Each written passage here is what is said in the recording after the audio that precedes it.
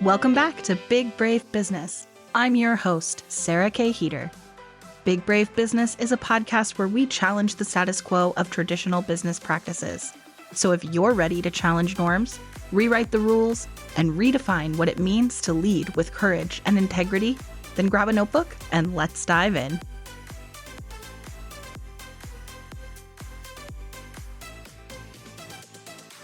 Welcome back to Big Brave Business.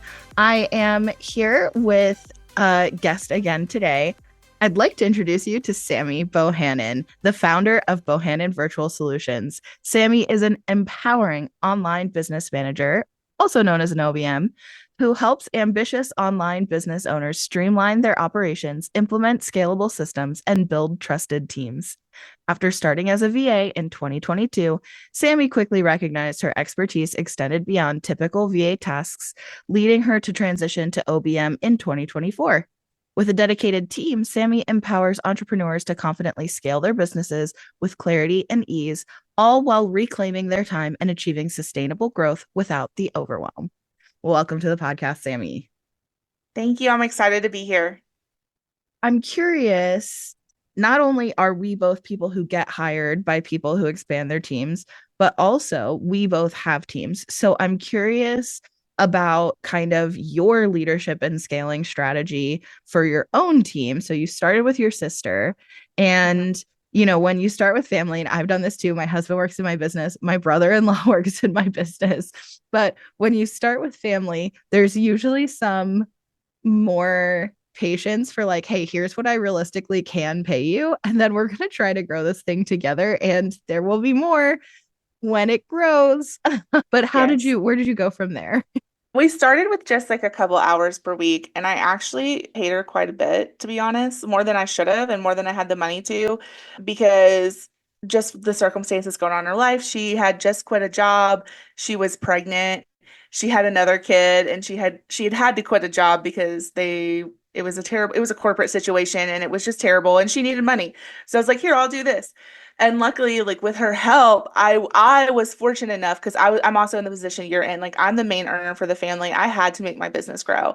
If I didn't, we were living with my mom at the time anyway. So I mean, we were struggling when I was a teacher, let alone when I had stopped and had to do this. And not that I don't love it, it's just like anyway.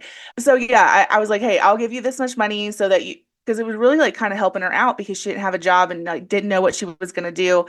And it started with just 3 hours a week. And even just 3 hours a week, her helping me, I was able to do more marketing and I was able to do more of this and more of that. And it just grew. And then when she had the baby, she was so naive. She's going to hate me for saying this, but she was so naive. She's like, oh, yeah, I'm going to be able to work with the baby. He's going to sleep. I'm going to work. It's going to be fine. She has the neediest baby I've ever met, and he's 2 now, and she still can't work while he's at home. So she had to step back quite a bit, and that's why my team has grown. At first, it was just going to be a little family thing, and then she had to step back, and I was like, what am I going to do without her? She was working 15 hours a week, helping me with clients. So I did lose some clients, admittedly, because it just happened that way.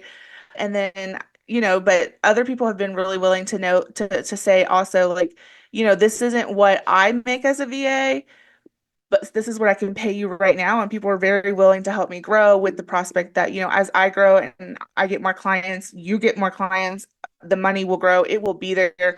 We just need time.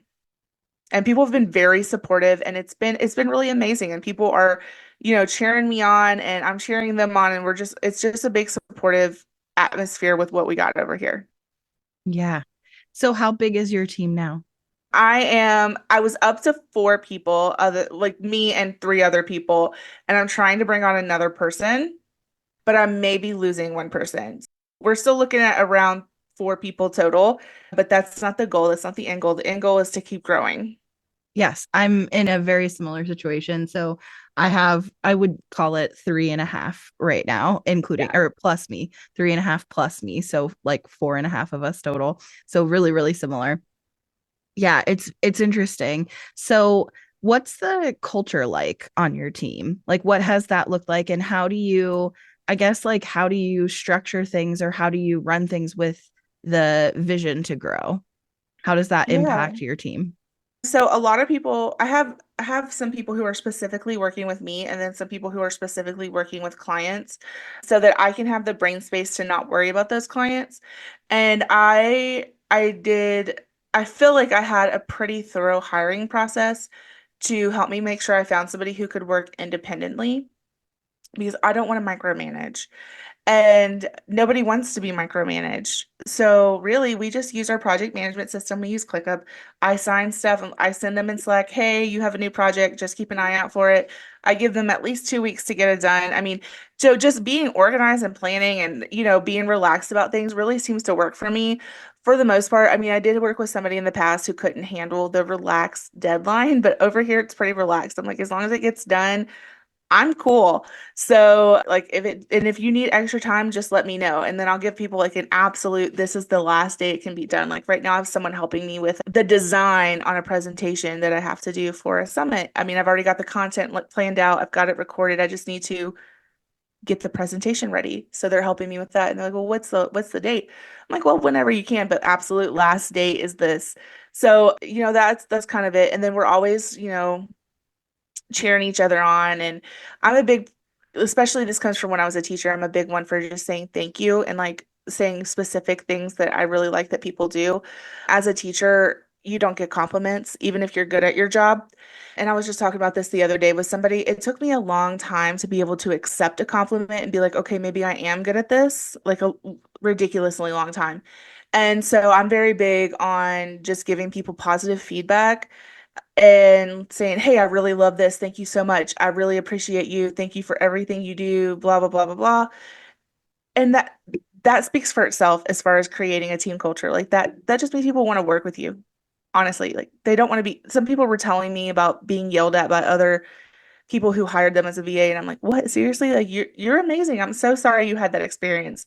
But also like I've had that experience. So it's just unfortunate. But yeah, I mean, giving people compliments and letting them know they're appreciated really goes a long way.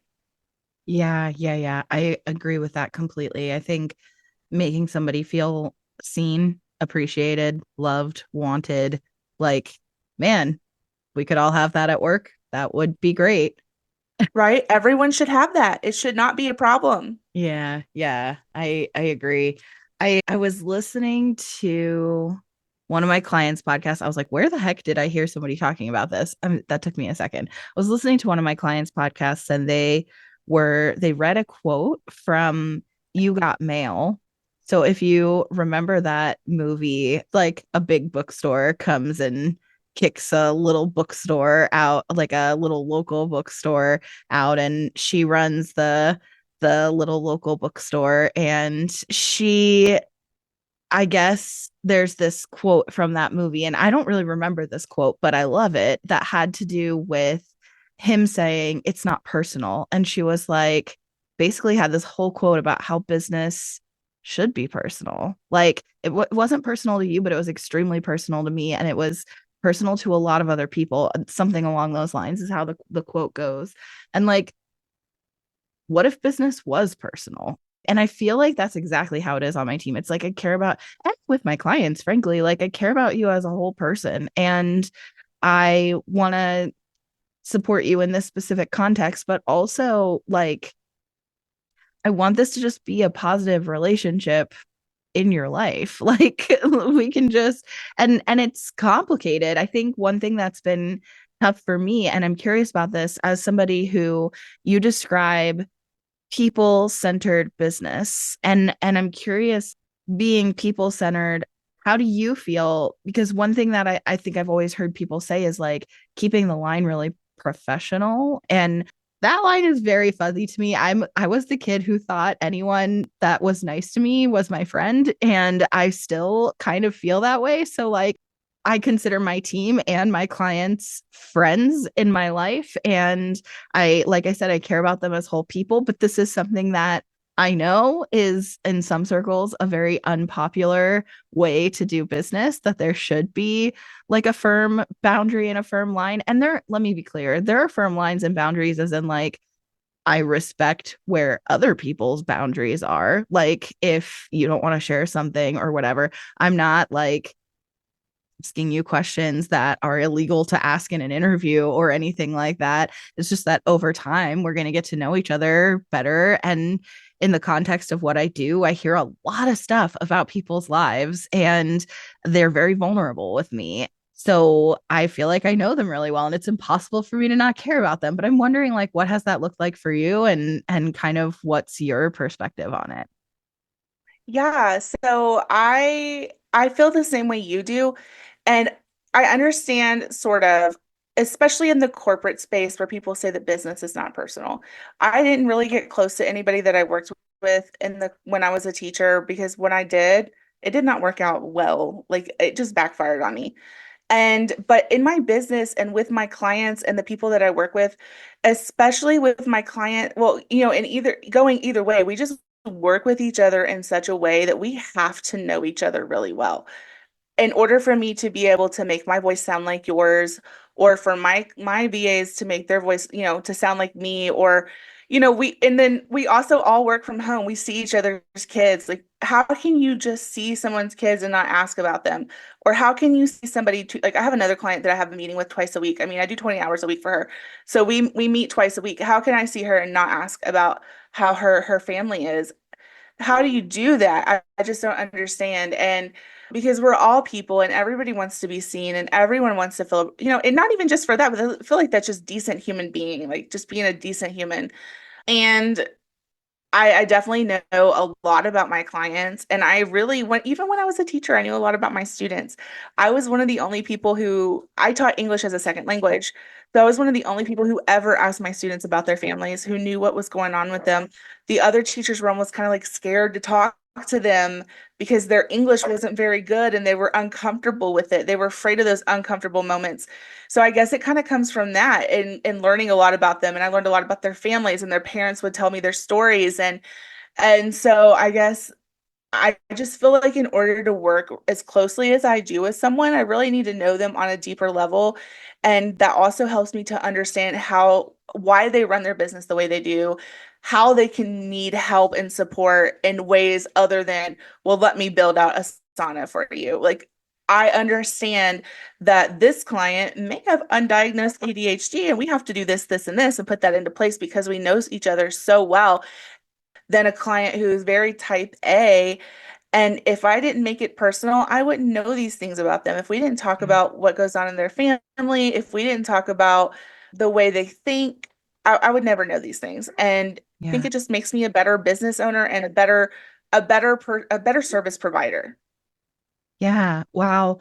That's an interesting specific example because I'm sure that is one way your teaching experience is really, really valuable in what you do. And I think it's really common to hear that people were teaching and now they're doing XYZ in online business. And, there's probably a whole potential podcast episode about why that is.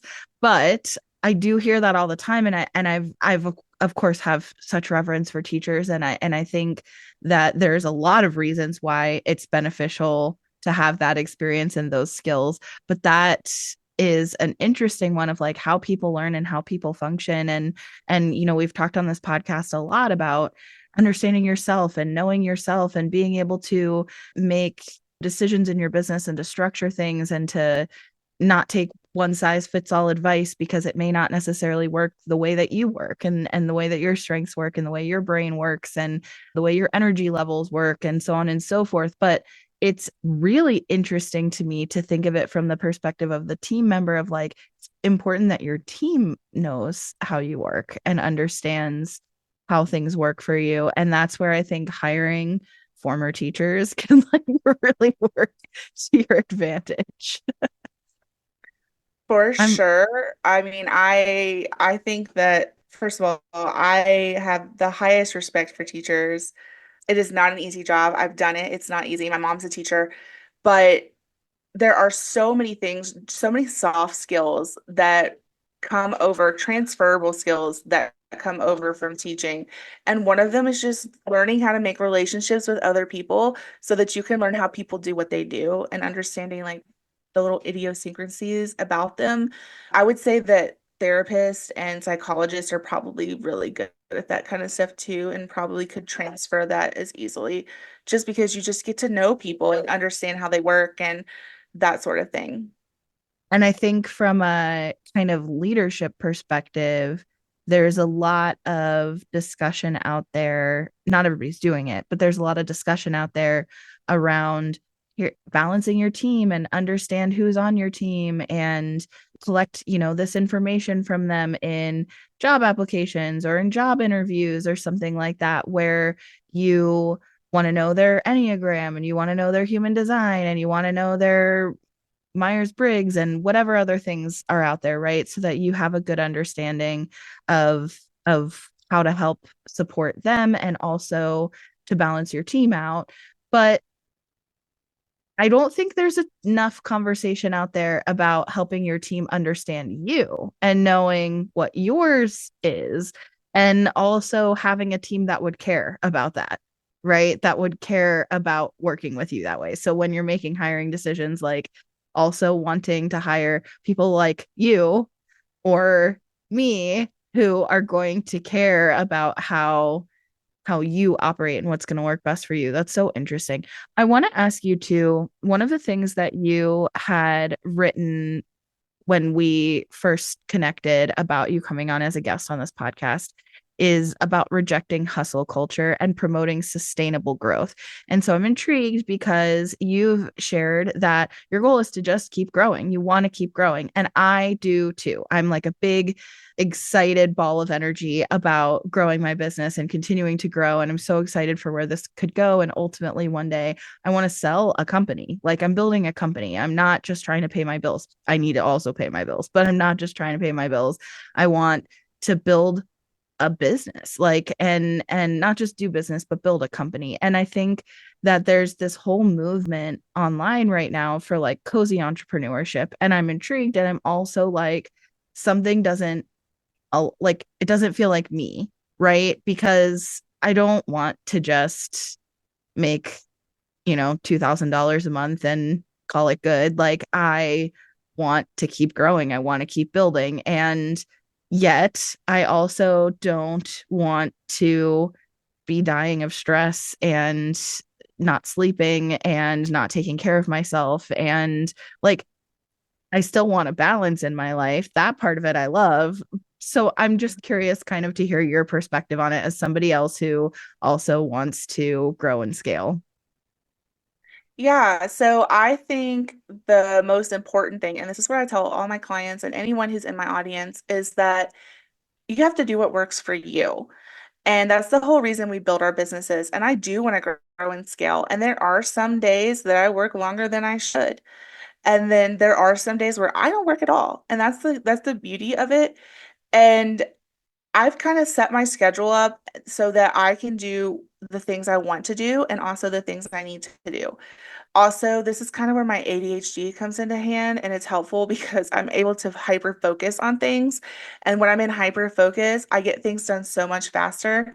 So that is definitely like probably the only benefit of ADHD. But so that is something that I do take into account. But I think that we can grow and scale with help. I don't think you can do it all by yourself if you don't want to be working all the time. So I think this is where the help really comes into place, and hiring the right help is what's important, because if you hire someone who's not going to help you meet your goals, then you're going to be stuck where you are. If you're hiring someone who can't do what you need done, you're going to be stuck where you are. So that's part of it as well.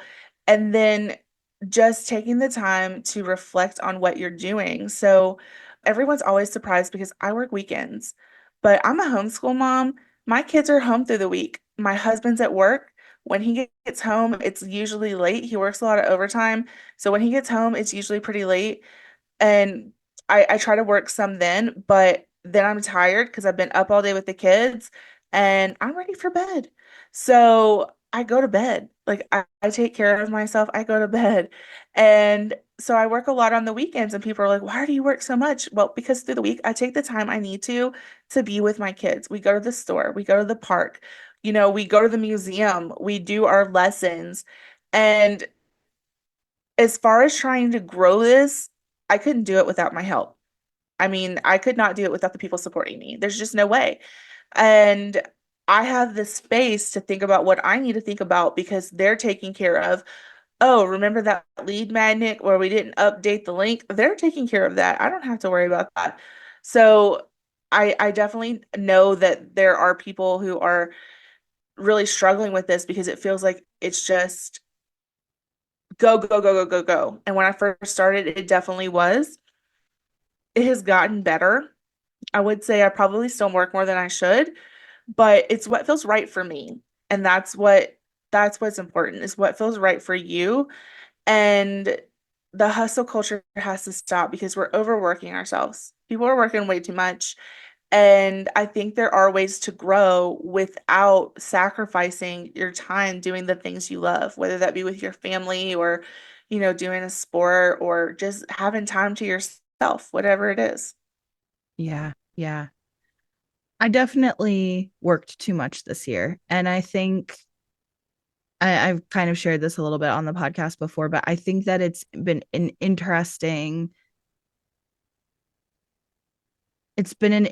development because for the first 4 years of my business, I had maybe a specific day or a specific week that would come up here or there that I would work a lot. Like let's say I had two launches going on at the same time and or really, really close together. And I usually try to space them out better, but sometimes it just kind of the way things happen. And I know you get it working with clients, but so sometimes I would just have a week here or there where I'd have like, oh my gosh, I worked 12 hours today. But that was rare.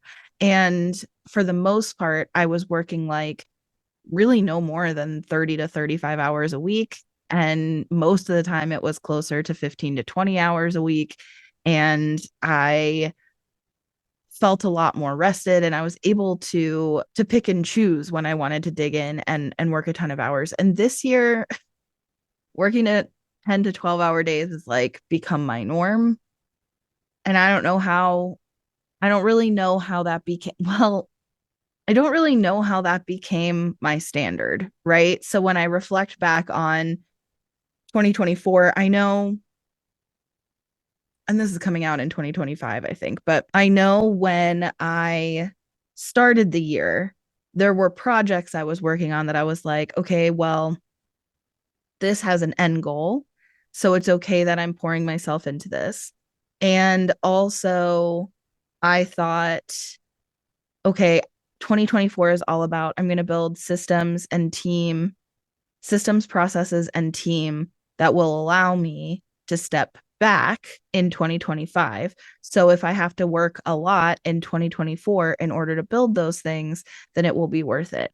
And what's interesting is there are things that definitely happened that I wanted to build in 2024, but mostly I feel like I've been just busy. Yeah, well, I think I we make a lot of busy work for ourselves. I've noticed that with totally. myself. And I definitely make a lot of busy work. And I'm like, is this really driving myself to my goal? And this is something I do for clients. We sit down and we talk about, is this actually going to get you where you need to be? And I really just need someone to do it for me, honestly. But yeah, I mean, I see what you're saying. Like you just sit down and you have all these ideas. It's so important to know exactly what you're going to do and plan out how you're going to get there beforehand. Mm-hmm. Because otherwise you just end up being busy with nothing to show for it. Mm-hmm. Yeah. And I think it's interesting to reflect that like my client work hasn't significantly increased this year. I would love to for that to be the reason. It's not. So yeah, I think it's almost like I gave myself permission to hustle this year Mhm. because I had an end goal. But by giving myself permission to hustle, all I did was just hustle for the sake of hustling. So yeah, it's interesting. I'm trying to put in some guardrails in place, some like bowling bumpers, if you will, for 2025 to kind of ensure that this does not continue, that I do not just perpetuate this going into 2025. And I'm sort of doing a test run on that. We're recording this in November. And so for November and December, I kind of have some guardrails in place to try to check that and see how that works going into 2025. But yeah, it's just interesting. I definitely think I definitely think this is a problem. Like, Yes. when you work a 9 to 5, and this is interesting because like the statistics say that when you're in an office for 40 hours a week, you're going to take 40 hours a week to do your job. But part of the reason people are so much more productive at home is because all of a sudden their priorities shift and they can do what they did in 40 hours in an office in 15 to 20 hours at home. And it's like the statistics literally show if you have 7 days to get a project done, you're going to take 7 days to do it. If you have 4 hours to get a project done, you're going to take 4 hours to do it. If you have 30 minutes to get a project done, you're going to get it done in 30 minutes. So when we set ourselves up, like when I gave myself permission to hustle this year, then okay, so I filled that time. There's always work to fill that time. So yeah, I think being really, really clear on like, how does this relate to my goal? And if it doesn't, it can Yes. go. Like it doesn't actually have to get done. Yes, I have found that I'm actually really bad about the shiny object thing, where you just see you have this great idea and you want to go after it. So I've Yes. actually started tabling that. I have a document in my ClickUp where I just write things down. I revisit it every 2 weeks, and if I still like it, I leave it on there for another 2 weeks. And after a month, if I still like it, then we'll talk about how we're going to implement it. Because I found myself just going after so many little things that had nothing to do with where I want to get to be, just because, oh, so and so's doing this, why don't I try it? Or, ooh, that looks like a cool idea I saw on Facebook. Let's see if that'll work for us. And none of it was getting us to our goal. It was not getting us to where we wanted to be by the end of the year. So why was I spending time doing all that stuff? Yeah. And it's amazing how many of the things we do not follow through with because I thought they were a good idea at 3 a.m. when I was working because my kids were asleep, but they were really not a good idea when it was 1 a.m. and I was well rested. Or So, like it would be a great idea if you had a full-time staff of 16, but yes. it doesn't need to be a great idea right now. I think I have a ton of those. I have this whole vision, and I think you're probably the same. I have this whole vision for what PodFox can be, hopefully will be, and we're not there now. We're not there now. So I have Yeah. to be realistic with myself of like, where are we right now? And yeah, it's great Yes. to have that vision, right? And I'm big on like manifestation, but we there's a lot of steps in between where we are now and getting there. And we're not going to get to that vision in 12 months. I wish that we could. And I am that person. It's like, if I could, oh, I would make it happen. I Yeah. love to work. I do. But that's not realistic. So how about we make that like a 5 to 10 year goal and a 5 to 10 year vision? And then it's like, okay, so what realistically needs to happen today? Exactly. And someone recommended to me last year. Last year, my goal was to like read all these business books and, you know, gr I don't have an MBA or anything like that. I don't know what I'm doing with business. I'll be honest. I don't know what I'm doing. So I was going to read all these business books and have a plan and know what I was doing. Well, someone recommended the 10x rule.